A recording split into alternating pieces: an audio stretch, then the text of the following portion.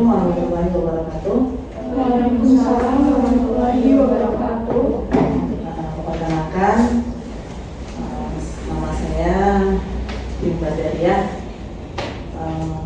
Sekarang ngurusin pesantren.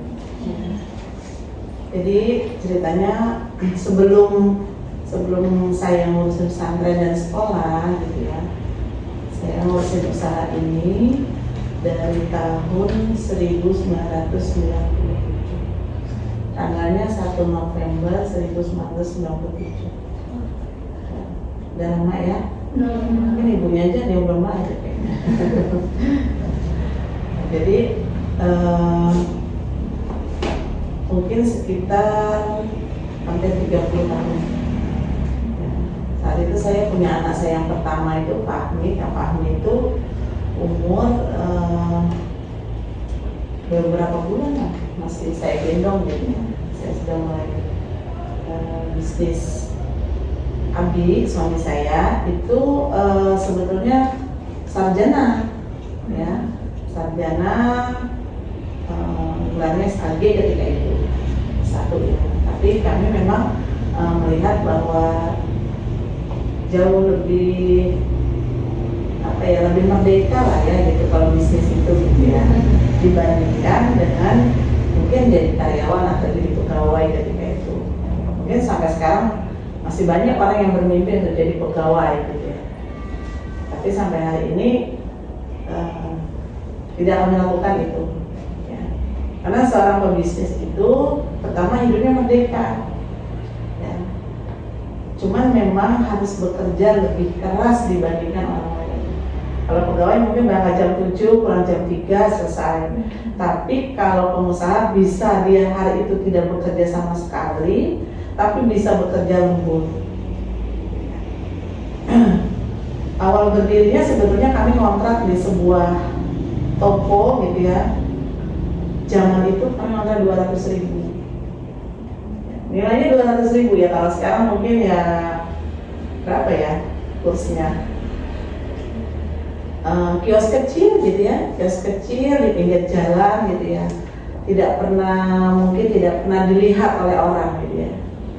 Itulah yang namanya merintis usaha. Saat itu di tahun 1997 itu yang kami garap adalah cetakan. Sementara mungkin beberapa hari lagi itu bulan Ramadan. Nah, pasti kalau bulan Ramadan itu nggak ada orang hajatan kan ya, nggak ada orang bikin undangan, itu nggak ada gitu. Kami baru tersadar gitu, kenapa Ramadan gitu ya? Kenapa kami memulainya sebelum Ramadan gitu?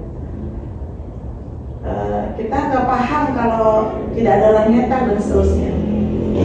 Tapi pokoknya kita ini aja yakin gitu ya, yakin bahwa apa yang kita usahakan itu, apa yang kami usahakan itu akan berhasil gitu. Walaupun nggak tahu gitu mau berhasil apa enggak gitu. Karena kenapa gitu ya? Saat itu Abi melanjutkan kuliah S2. Pasti membutuhkan biaya, dan kami harus sudah mandiri, tidak terikat oleh orang tua dalam arti biaya, nggak diiniin lagi gitu ya, nggak dibiayain lagi kehidupannya karena sudah mandiri, sudah menikah. Jadi dalam perjalanannya tidak semudah yang dibayangkan.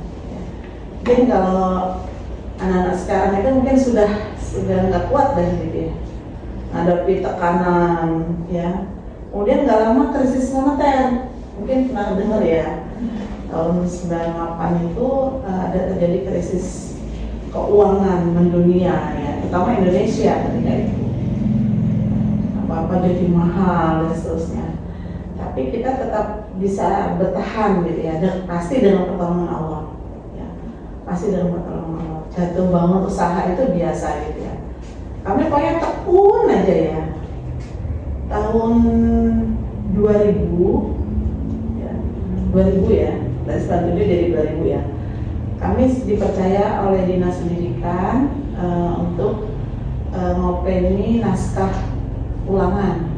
Kalau sekarang semesteran gitu ya. Kalau dulu 1 bulan, jadi setiap 4 bulan itu ulangan anak sekolah itu.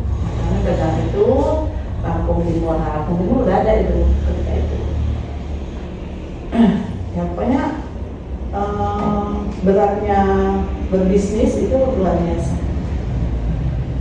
Yang pada akhirnya juga kami tidak nyetak untuk dinas karena memang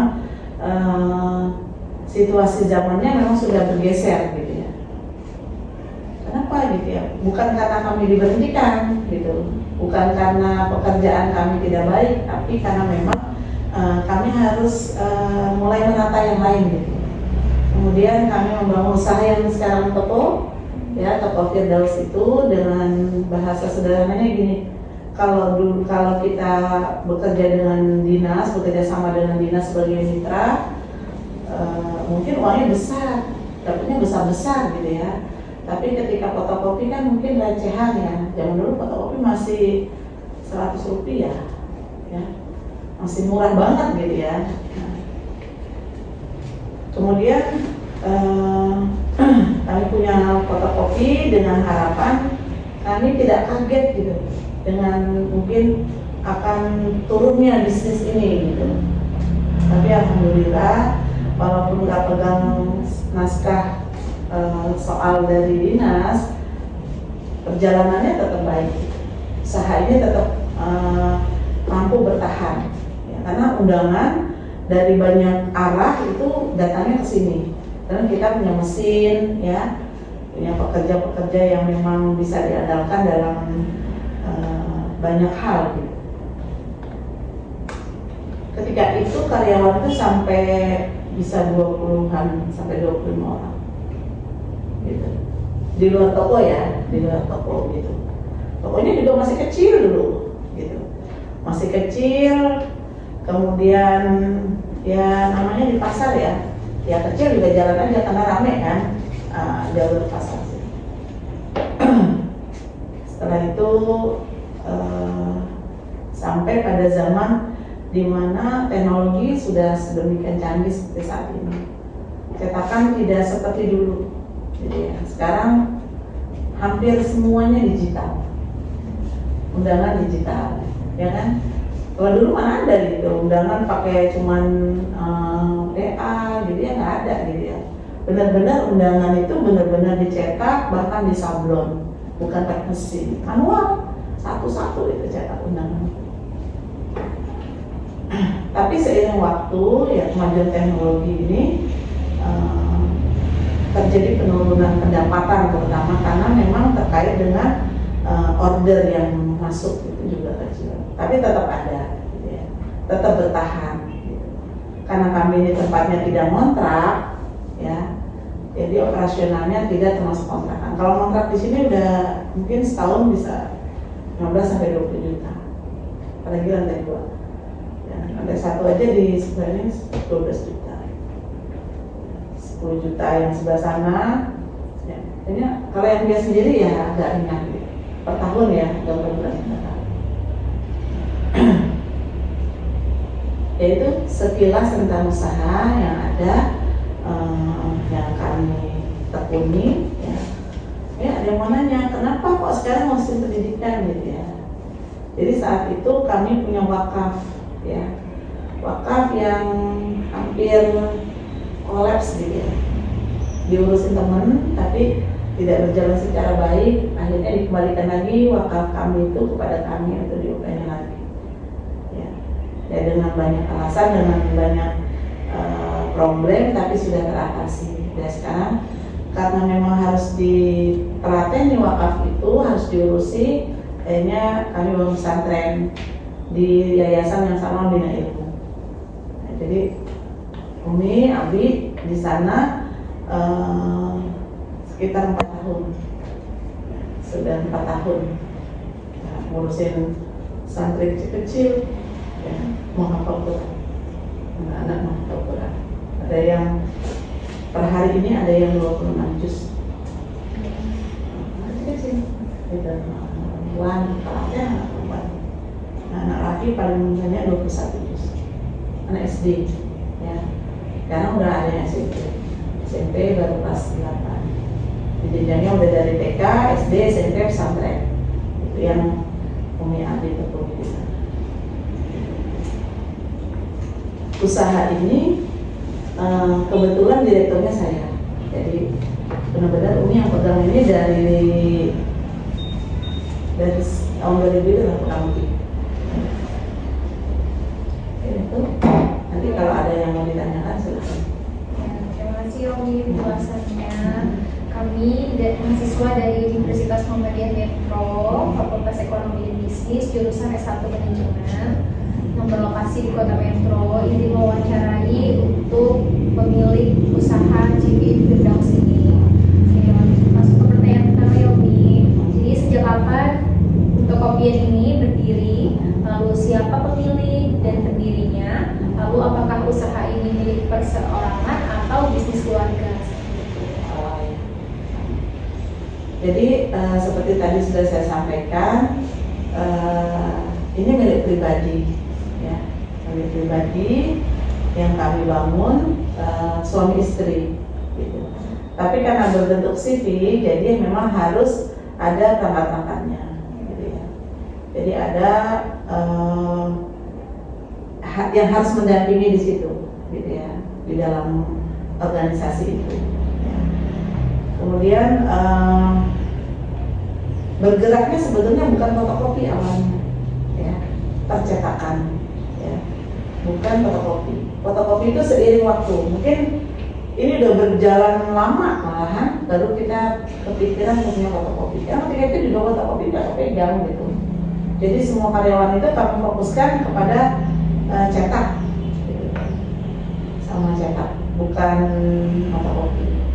Jadi kami punya mesin fotokopi, tapi tidak untuk publish, tidak untuk ini. Misalnya ada hal-hal yang kurang dari cetakan itu, baru kami baru di-handle oleh mesin fotokopi.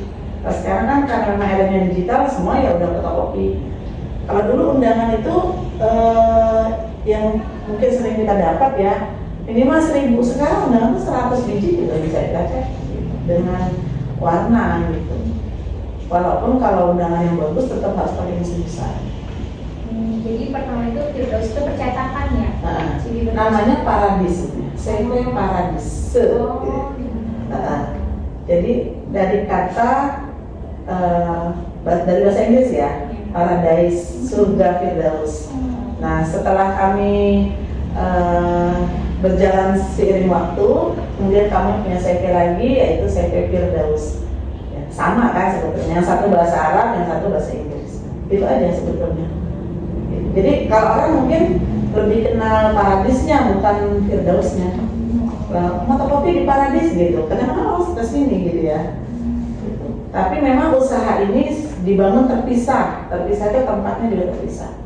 Gitu. Walaupun pemiliknya sama, Umi bersama Abi gitu ya. Karena memang ketika itu Umi memang disiapkan untuk bangun usaha, bangun bisnis, bukan menjadi pegawai gitu. Nah, Abi ngajar, Abi dosen di sekarang apa ya? Namanya sampai lupa. Dulu Agus Salim, STIT Agus Salim, Steve Agus Salim. Sekarang apa ya? Kok Umi lupa ya namanya? Yang di dulu belakang SMP 1 Metro itu. Dekat gor dulu. Sampai sekarang masih gitu, cuman namanya ganti gitu. Apa sih lupa namanya? Universitas Islam itu. Itu pokoknya lah. Universitas Islam. Iya, CV-nya itu CV Paradis. Iya. Gitu. Nah, ketika sudah berjalan, kami punya CV satu lagi namanya CV Firdaus. Berarti yang kita lagi telah ini ya? Induknya aja Paradis aja. Paradis aja. Karena kenapa begitu?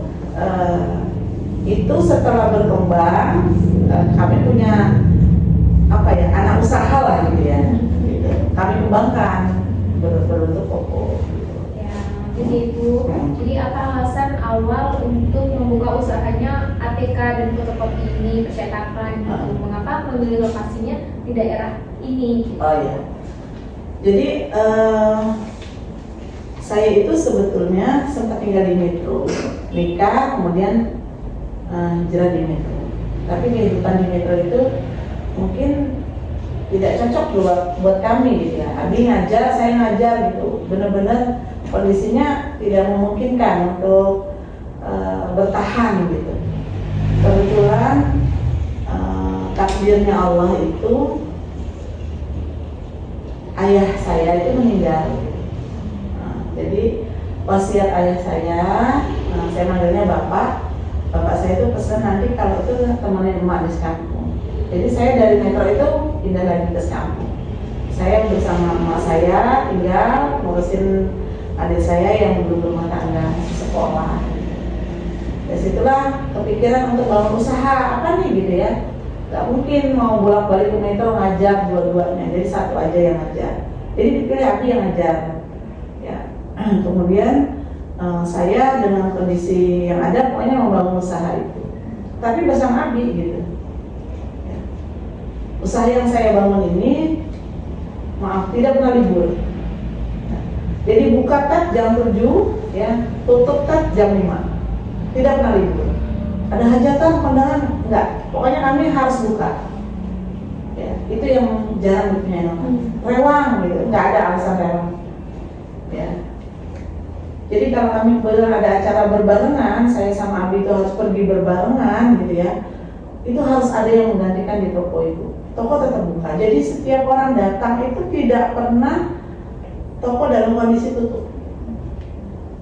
Kenapa begitu? Supaya orang nggak kecewa ya kalau bahasa saya ya. Udah datang jauh-jauh nggak buka gitu. Dan itu adalah bentuk pelayanan. Gitu. Jadi dasarnya kami ingin mandiri. Ya. Kenapa milih fotokopi, milih percetakan? Karena tidak ada expired. Kalau kue ada expired ya. Kalau dagang yang lain, makanan, ciki-ciki dan seterusnya pasti ada expired. Ya. Kemarin aja kami sempat jual make up, ya make up lah pokoknya, dari mulai ya skincare segala macam. Itu ada expirednya, banyak terbuang. Tapi kalau percetakan, fotokopi tidak ada, ya. Jadi nggak ada barang expired. Bahkan kertasnya aja, kertas limbahnya gitu, misalnya undangan-undangan seperti ini, ketika turun dari mesin kan nggak berbentuk seperti ini kan, pasti ada lebar, kemudian dipotong-potong. Nah, sisa-sisanya itu bisa kami jual gitu ya. Ada pengepulnya, ada yang menampung, itu bisa buat biayai itikaf orang semasjid di kecamatan ini. Karena kalau ketika itu ya, dia dikumpulin bisa dapat banyak gitu. Dan jadi limbahnya aja, percetakan, fotokopi itu bermanfaat limbahnya, tidak mengganggu juga. Ada Umi. Ya, Jadi apa saja produk dan jasa utama yang ditawarkan oleh CV Paradis ini? Nah, yang paling utama ya cetak undangan, kemudian nota, raport, sampul raport, ya, kemudian buku tabungan, kalender, ya, apa lagi ya? Ya nota udah pasti ya, dilihat bank, dilihat BNT itu koperasi gitu ya. Ya semua berbentuk cetakan. Jadi Umi, Ya. jadi siapa target pelanggan utama dari CV Paradis, misalnya siswa, mahasiswa, atau masyarakat yang perkantoran, masyarakat umum, atau biasanya instansi yang paling banyak menggunakan jasa layanan dari CV ini siapa? Yang paling banyak masyarakat umum.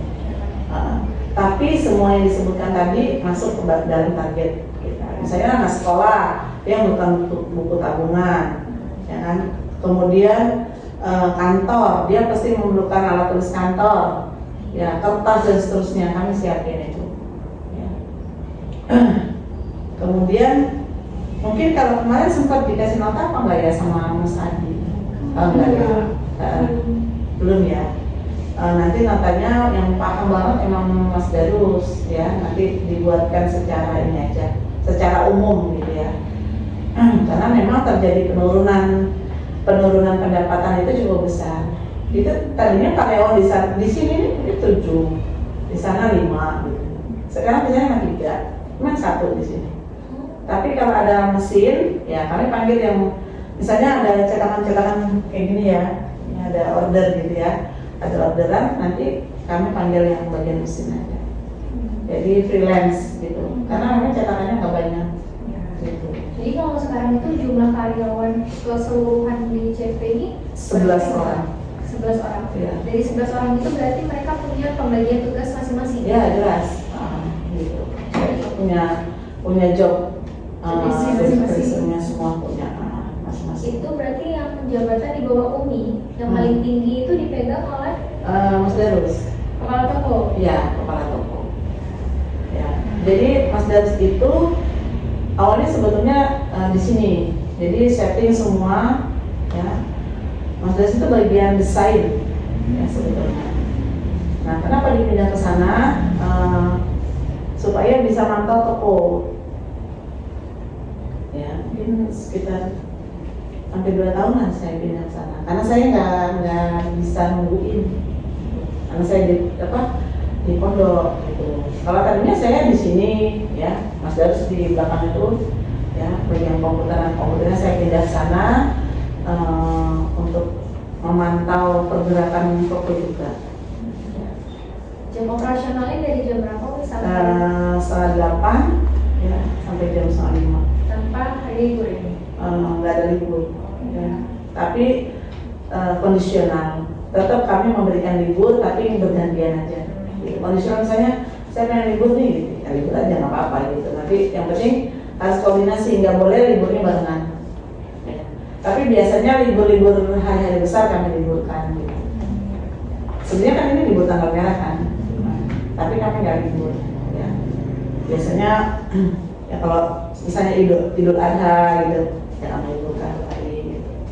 Terus tahun baru gitu. Yang nasional hari. Jadi apakah usaha CV ini mengalami perkembangan pemasukan yang pesat Umi, dan faktornya itu karena apa? Itu apa ya? Perkembangannya itu pesat bukan sekarang.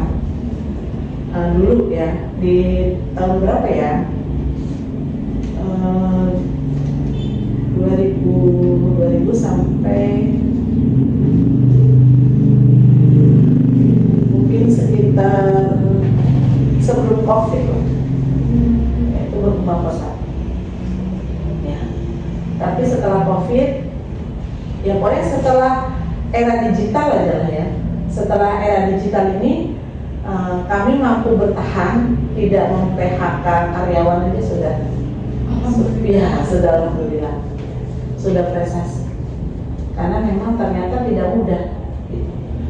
Bertahan di era digital, sementara kita ini bukan ya separuhnya digital gitu. Ya kami juga bisa bikin undangan digital dan seterusnya. Kemudian kenapa yang bikin turun? Ya perkembangan zaman. Dan mungkin di sekampung dan sekitarnya yang masih bertahan cetakan tuh Umi Abia itu. Namanya sudah tidak mampu membiayai operasional. Nah, kalau sekarang saya kayak kemarin misalnya, Mas, Pak, udah Jakarta kan, ini mestinya mau saya lepas nih, saya bilang gitu. Alah, nggak usah, masih lepas gitu. Biarin aja di situ, udah dapat lebih banyak dia gitu. Menurut saya jual gitu, kan beliau yang bagian mesin di Jakarta. Kenapa begitu? Udah biarin lah gitu. Masa percetakan nggak ada mesinnya gitu. Mesinnya nggak jalan apa gitu. Ya udah sama, semua orang juga sama. Gitu. Jadi ya udah kita bertahan aja. Ya alhamdulillah di sini masih, kalau bahasa Jawanya masih orang masih jujuk lah. Segala jangan paradis gitu. Fotokopi paradis masih begitu. Masih punya nama ya. Masih punya nama. Jadi bangunan yang ini sama yang di sebelah itu yang lantai 2 ya Bu? Iya. Itu milik pribadi? Milik pribadi. Jadi bukan sewa? Bukan. Alhamdulillah. Sama sebelahnya yang ada kedai es itu. Oh, yang sampai juga Tibras gitu ya. Yang ada butiknya itu? Iya, sama. Oh, sama. Nah, belum juga itu. Ya, jadi apa ya? Kalau bahasa Jawanya telaten. Siapa yang telaten dia panen. Gitu. Jadi Umi sama Abi itu hidupnya hemat tapi nggak pelit, gitu aja. Kenapa begitu? Ya supaya berkah kehidupannya, bermanfaat banyak buat orang lain. Ya. Kami dilanjutin ya pertanyaannya ini mungkin seputar proses bisnis dari si Paradise itu sendiri. Jadi untuk penjualan ATK, gimana sih proses pembelian stok barang dari pemasok gitu? Oh ya, itu ada banyak. Ini. Ada sales yang masuk ke kampung. Ya. Kemudian Umi ada order di Metro di Bandar Lampung. Kadang-kadang Umi juga turun ke Bandar Lampung untuk belanja untuk melengkapi toko. Jadi banyak. Kemudian misalnya produk Kiki, produk Daily gitu ya, itu ada langsung dari pusat menawarkannya. Jadi ada dari supplier besar masuk ke toko, gitu, menawarkan produknya.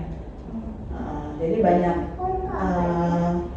banyak supplier, banyak pemasok barang, ada beberapa gitu ya, bukan satu toko. Karena itu tadinya toko itu ada mainan, ada keperluan sekolah lah ya, buku bahkan buku ya, buku juga kami siapkan. Oke, lanjut ya Umi. Iya.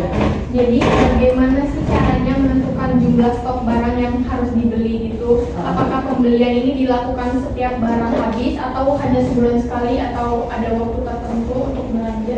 Oh iya, itu kondisional. Kadang-kadang memang barang satu habis, atau ada yang masih stoknya masih tinggal sedikit, gitu, sudah kami order, gitu. Jadi nggak sampai kehabisan. Jadi nggak mesti 1 bulan sekali? Enggak. Kadang-kadang kalau misalnya saya kayak piala ya, kami butuhnya piala itu sampai saya mau Agustusan ya, dari bulan Juli, Agustus itu butuh banyak piala gitu ya. Bisa jadi sebulan itu beberapa kali yang belanja piala. Jadi tergantung sama produknya. Ya, tergantung produknya, tergantung kebutuhannya. Bisa berkali-kali, tapi bisa ada barang yang stoknya masih banyak ya kita nggak tambah. Lanjut, apakah ada pencatatan khusus untuk barang masuk dan barang keluar? Ada, gitu ya. Ada pencatatan khusus barang masuk, barang keluar. Yang mengelolanya siapa? Mas Darus dan Mas Adi. Oh, Mas Darusnya. Iya. Lanjut ya Umi. Iya. Bagaimana proses pencetakan persediaan barang di toko? Apakah fotokopian ini sudah menggunakan sistem komputer atau kasir untuk pencatatan transaksi atau masih dicatat manual juga? Nah, dicatat manual. Sempat juga sih kita punya yang secara sistem komputerisasi gitu ya. Tapi nggak lama gitu ya. Nah, itu terkait dengan bahwa dia kalau yang sekarang manual. Ya. Kalau waktu itu sempat dengan sistem komputerisasi. Jadi ada dua pencatatannya, walaupun ada komputer, tetap ada manualnya juga. Iya. Itu dikelola sama yang di toko, sama Mas Darus gitu. Tanggung jawab ya Mas Darus. Soalnya siapa yang bekerja, misalnya kayak sekarang nih Mbak Novia itu yang bagian pencatatan di sini, gitu. Nah, terpisahan gitu. Laporannya juga masih manual. Bagaimana proses pencatatan pendapatan hariannya? Kalau pencetakan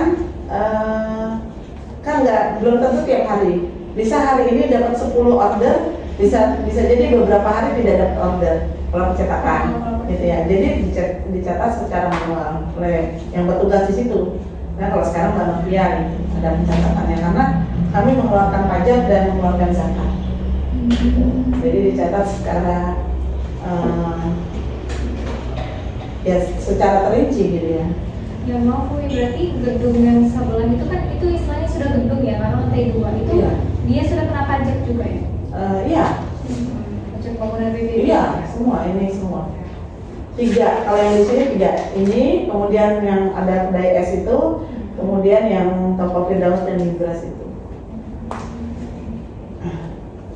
Lanjut ya Umi. Ya. Apakah udah pernah ada transaksi dalam jumlah besar dan gimana cara menanganinya gitu? Ya ada gitu ya. Jadi ketika perusahaan ini bekerja sama dengan dinas, ya, dinas pendidikan, itu transaksinya besar sekali bahkan. Ya, kok tidak jadi takut? Ya, transaksinya besar, ya. Kemudian ada pajaknya juga besar, kami keluarkan. Ya. Repot-repot Umi. Nah, Makasih ya Mbak. Iya. Jadi transaksi pada masa itu transaksi itu besar. Terus sekarang ya karena tadi tuh karena kendala era digital ya tidak seperti dulu, tapi mampu bertahan aja. Mungkin nggak cuma Umi lah ya. Usaha ini mungkin di tempat lain juga ada yang kalau yang lain nggak sabar juga tutup aja lah. Jadi yang paling besar itu biasanya dari dinas-dinas pendidikan itu. Ya, atau dari undangan. Jadi ada musim di mana orang nikah, hajatan itu angkanya juga besar. Ya dari masyarakat ada. Ini kita masuk ke biaya variabel. Apa saja biaya yang berubah tergantung jumlah pesanan atau penjualan? Saya gimana? Apa saja biaya yang berubah tergantung jumlah pesanan atau Ya. penjualan? Iya.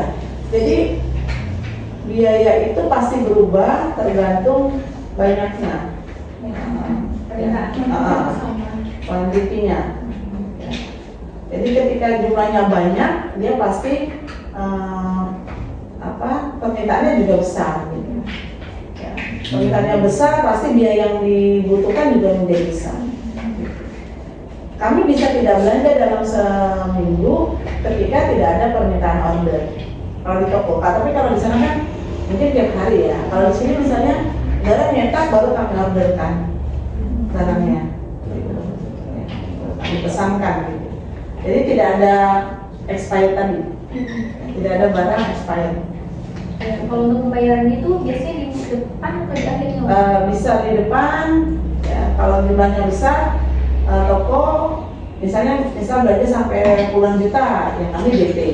Gitu. Nanti barang sudah misalnya kami ambil barang ya ke toko atau ke supplier, kami misalnya belanja sampai 50 juta misalnya, kami misalnya DP 10 juta, nanti sisanya biasanya 1 bulan, ada tenggang waktu 1 bulan.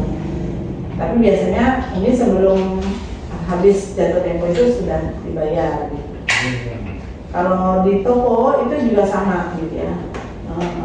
Order barang kemudian diantar, kalau ada barang, kalau udah ada uangnya baru kami bayar. Jadi begini dikasih bon gitu. Tapi kalau pada waktu-waktu tertentu misalnya kemarin itu saya nyetak kalender, ya itu kan besar kan angkanya, ya kami bayar dulu.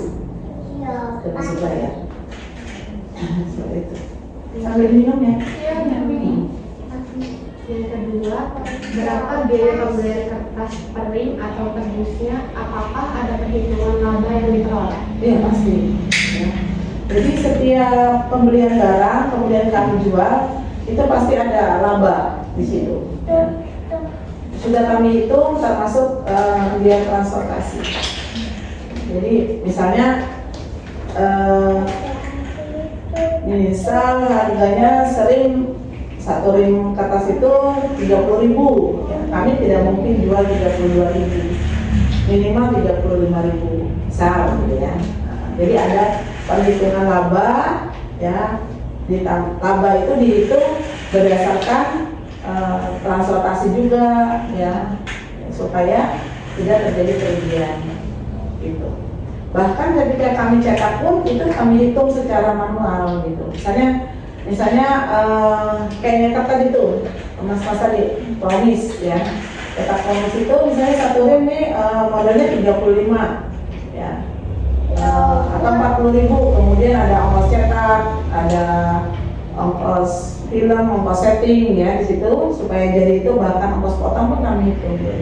Nah nanti jadilah angka tadi misalnya 185.000, sampai di bulan mana saya udah DP ya gitu, mungkin sekarang 200.000 misalnya gitu, pasti dihitung.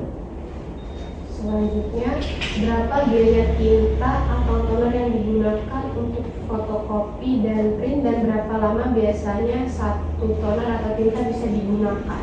Oh iya, jadi untuk fotokopi sekarang tidak seperti dulu.